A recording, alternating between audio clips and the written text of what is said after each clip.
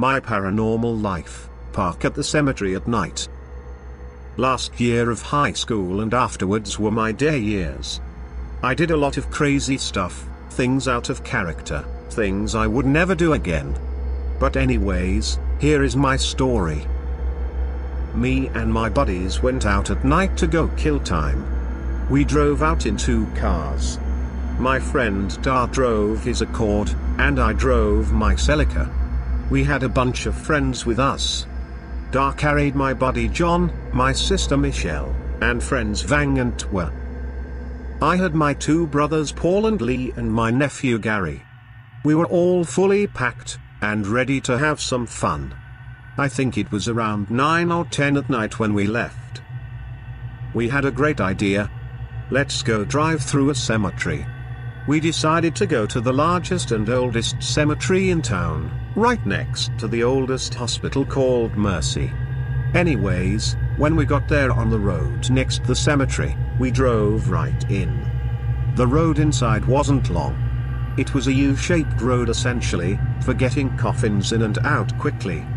I remember being parked there waiting to see if anything would happen. My heart was pounding. I think we built up the suspense so much that we were already scared shitless waiting there. We stayed there for a whopping minute and couldn't bear it anymore.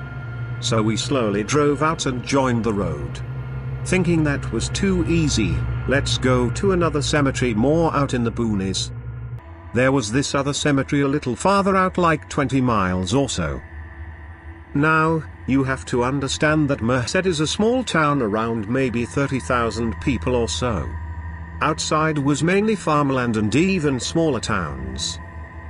The cemetery 20 miles out was a tiny place.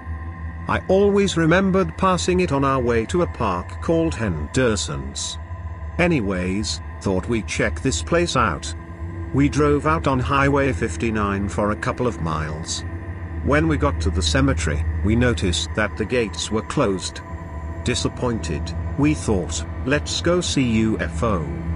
UFO was a hangout place where you can see the lights of Merced from afar. There is also a going story that the place is haunted. There is supposed to be a cat that can speak to you. We were practically halfway there, so we continued our adventure. As we got there, we slowed to a park. The so-called place is an inclining road on a hillside. There is a supposed house on the top of this road, but did not get that chance to go to the top. We parked and got out. Some of the guys thought it was fun to run downhill and run back up. As they were doing this, I decided to stay in the car. I just had an eerie feeling and did not want to take the risk of something happening and being the last to get in the car. Some of the guys ran back yelling out as if having fun. We did not see anything, but did not want to wait any longer as it was so dark there. So, the guys quickly got in my car and we all left the area. As we were driving back, we started talking about the apples on the ground. There are apple orchards around that area, and I recall seeing the fallen apples on the right side as we were going to UFO. Now on our way back, we are noticing them on the right side. Logically, they should be there on both sides.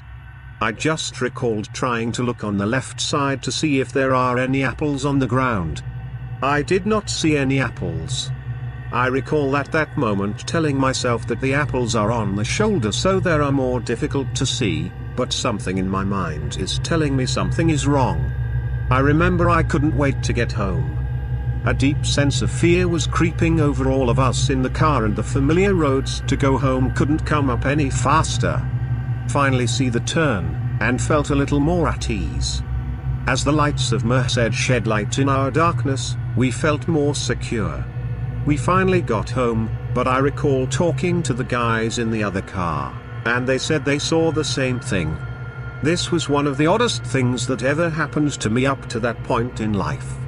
Now one would say that we are just letting our fear get the best of us.